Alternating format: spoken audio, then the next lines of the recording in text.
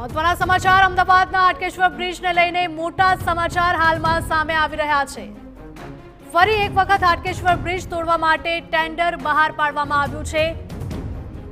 એએમસીએ નવું ટેન્ડર બહાર પાડ્યું છે। વિવાદાસ્પદ હાટકેશ્વર બ્રિજને માત્ર તોડવામાં આવશે તેવી માહિતી સામે આવી રહી છે। 9 કરોડ 31 લાખના ખર્ચે તોડવાનું ટેન્ડર બહાર પાડવામાં આવ્યું છે।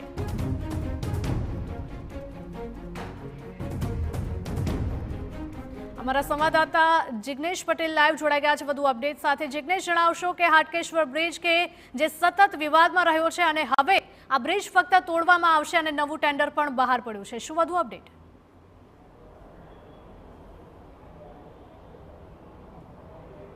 હિરલ, સૌથી મહત્વની બાબત કે હાટકેશ્વર બ્રિજમાં જે કૌભાંડ થયું હતું તે કૌભાંડ બહાર લાવવામાં TV9ની ટીમે સતત આ અહેવાલ પ્રસારિત કર્યો હતો અને જે બાદ તબક્કા વાઇઝ પગલાં પણ લેવામાં આવ્યા હતા। હાલમાં વાત કરવામાં આવે તો એક બાબત સ્પષ્ટ થઈ ચૂકી હતી કે હાટકેશ્વર બ્રિજમાં કૌભાંડ થયું હતું। હલકી ગુણવત્તામાં હલકું મટીરિયલ વાપરી અને બ્રિજનું નિર્માણ કરવામાં આવ્યું હતું, તેને તોડી પાડવાનો નિર્ણય કરવામાં આવ્યો। પરંતુ સૌથી મહત્વની બાબત કે 6 વખત તેના લેબોરેટરીમાં રિપોર્ટ આપવામાં આવ્યા અને તમામ રિપોર્ટમાં એ વસ્તુ છતી થઈ હતી કે હલકી ગુણવત્તાની કામગીરી થઈ હતી અને એટલા માટે જ બ્રિજ ઉતારી લેવાનો નિર્ણય કરવામાં આવ્યો। પરંતુ હવે બ્રિજ ઉતારવામાં પણ એક બે નહીં પરંતુ અનેક ચહેરાઓ કોર્પોરેશનના જોવા મળ્યા છે। ક્યારેક જોઈએ તો 52 કરોડમાં બ્રિજ તોડી અને નિર્માણ કરવાની વાત કરવામાં આવી હતી, જે અગાઉ ટેન્ડર બહાર પાડવામાં આવ્યું હતું ત્યારે, અને ત્યારબાદ જોઈએ તો 104 કરોડની આસપાસની રકમમાં બ્રિજ તોડી અને તેને ફરીથી નિર્માણ કરવાની વાત કોર્પોરેશને કરી હતી। એટલે કે એક જ કોર્પોરેશન, એક જ ઓથોરિટી દ્વારા અલગ અલગ પ્રકારની જે બે રકમો આપવામાં આવે છે તે રકમોમાં જમીન આસમાનનો ફરક છે। લગભગ રકમ ડબલ થઈ જાય છે।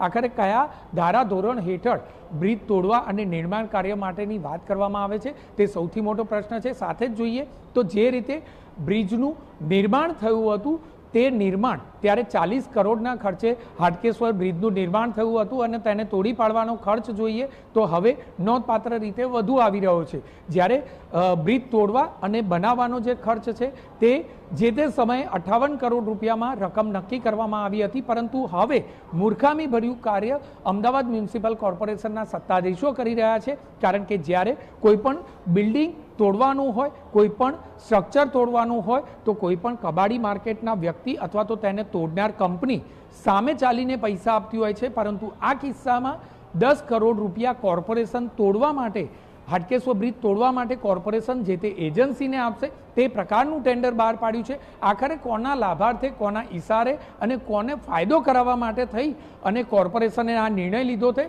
તે સૌથી મોટો પ્રશ્ન છે। કારણ કે સરકારી હોય કે પ્રાઇવેટ હોય, કોઈ પણ પ્રકારના આવા એકમ હોય ત્યારે તેને તોડવાનો નિર્ણય લેવામાં આવતો હોય ત્યારે જે તે કંપની સામે ચાલીને પૈસા આપતી હોય છે। તો આખરે આ કિસ્સામાં કોર્પોરેશન પાસે તિજોરીમાં એવા કેટલા રૂપિયા છલકાઈ રહ્યા છે કે આખરે 10 કરોડની માતબર રકમ તેઓ આ કોન્ટ્રાક્ટરના લાભાર્થે આપવા માટે તેઓ અરગ પદુડા થયા છે તે સૌથી મોટો પ્રશ્ન છે। કારણ કે જે રીતે હાટકેશ્વર બ્રિજમાં કૌભાંડ થયું છે તેમાં કોઈ પણ પ્રકારે અધિકારીઓ સામે પગલાં લેવાયા નથી અને હજુ પણ અન્ય અધિકારીઓ કેવી રીતે એજન્સીને છાવરવી, કેવી રીતે અજય ઇન્ફ્રા જે કોન્ટ્રાક્ટર હતો તેને છાવરવો તેમાં લાગેલા છે। કોઈ પણ પ્રકારે કડકાઈ ભર્યા નિર્ણયો લેવાતા નથી, તેની જ એજન્સીને બ્લેકલિસ્ટ કરી અને અન્ય કામ ન આપવા માટે કડકાઈ ભર્યા પગલાં લેવામાં રસ નથી। માત્ર ને માત્ર પલ્લવ 4 રસ્તાનો જે બ્રિજ હતો તે પણ એની પાસે જ કામ પૂર્ણ કરાવવામાં આવ્યું અને કેટલાક દિવસોમાં તેનું ઉદ્ઘાટન પણ કરવા માટે હવે અમદાવાદ મ્યુનિસિપલ કોર્પોરેશનના સત્તાધીશો વાટ જોઈ રહ્યા છે। એટલે કે બ્લેકલિસ્ટ કરવા નથી, સાથે જ કોન્ટ્રાક્ટરને ફાયદો કરાવવો છે અને કોર્પોરેશનની તિજોરીને નુકસાન થાય છે તે તેમની નરી આંખે છે। પરંતુ તેમ છતાં અધિકારીઓ અને પદાધિકારીઓ શા માટે મૌન છે તે બાબત સૌથી મહત્વની છે। આખરે 10 કરોડ રૂપિયા ખર્ચવામાં આવશે તો કોન્ટ્રાક્ટર પાસેથી શા માટે વસૂલાત નથી કરવાની તે સૌથી મોટો પ્રશ્ન છે। હિરલ, જી બિલકુલ જિગ્નેશ, માહિતી બદલ આપનો આભાર। તો વિવાદાસ્પદ હાટકેશ્વર બ્રિજને તોડવા માટે 10 કરોડ રૂપિયાનો ખર્ચ થશે તેવી વિગતો સામે આવી રહી છે।